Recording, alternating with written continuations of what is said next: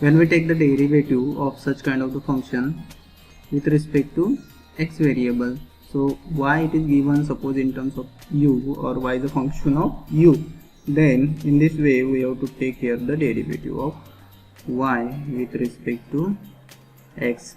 So simply we have to go through the with respect to u and then u with respect to x, that means like this. Okay, so it is very simple, derivative of y with respect to first u and derivative of u with respect to x.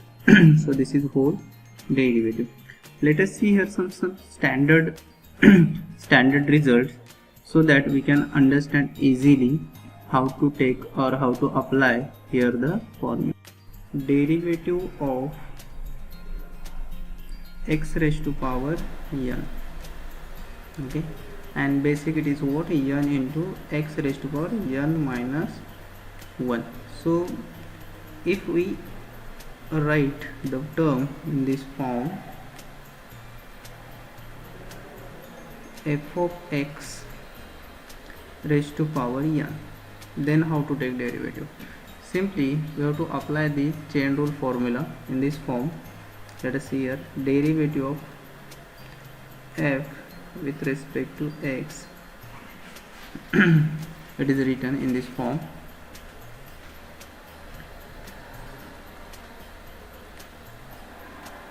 f of x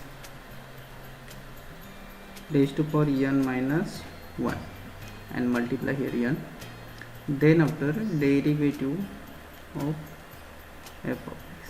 Okay, so this is one of the basic formula. इसका अगर हम particular example देखते हैं तो हमें जल्दी समझ में आएगा.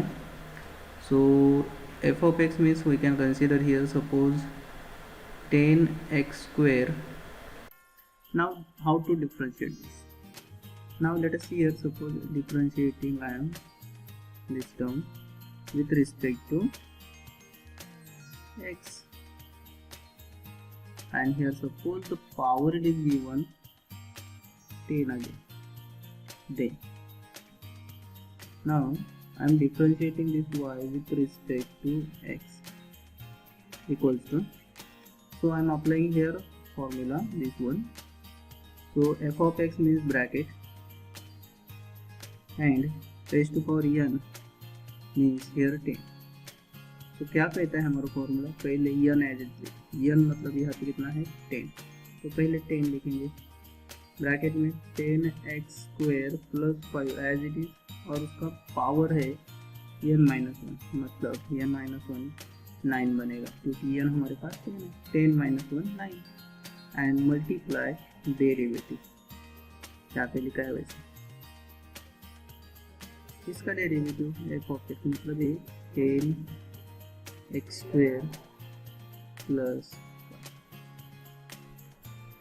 so simply it is 10 into 10x square plus 5 raised to power 9 as it is, and remaining part that is the derivative of this. So derivative of 10x square ये आता है 20x और प्लस 5 जो है इसका 0, तो 20 लिखा तो भी चलेगा 20x.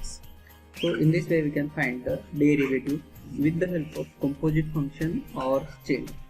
और कुछ एग्जांपल्स इसके ऊपर डिस्कस करेंगे, जैसे कि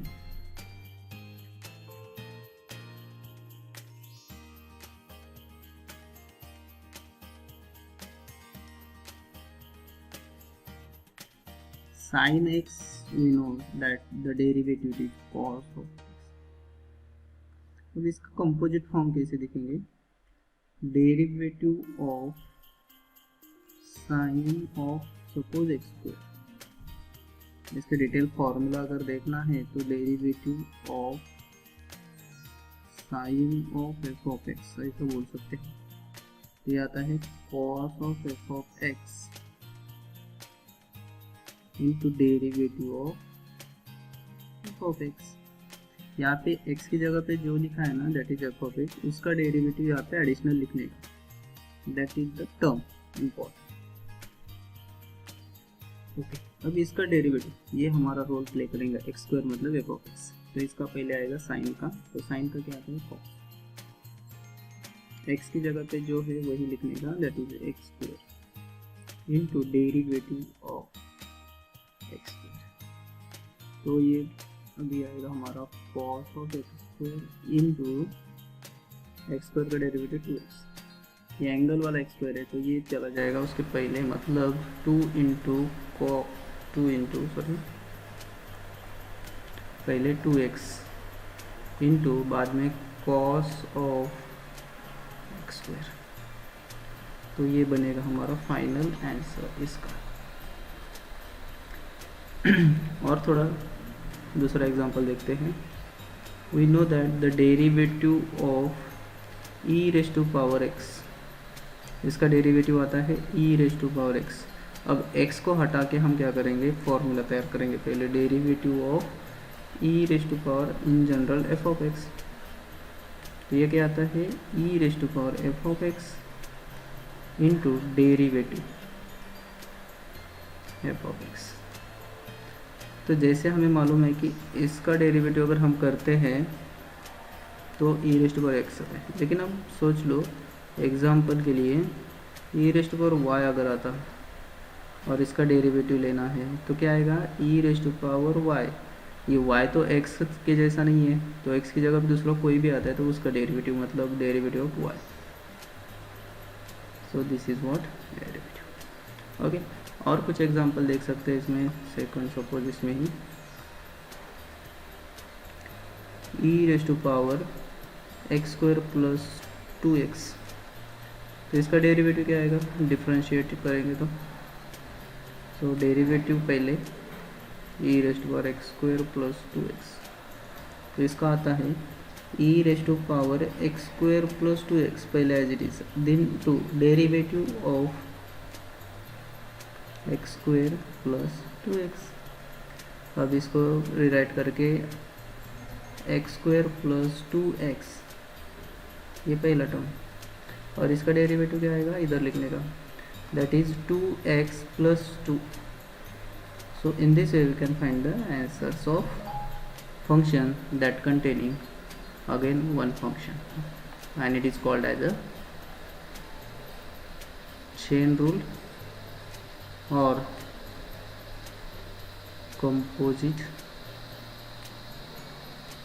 function, derivative of composite function, derivative of composite function। okay, so I hope ये आपको टॉपिक समझ में आया होगा। In next lecture we will see more example. Thank you for watching.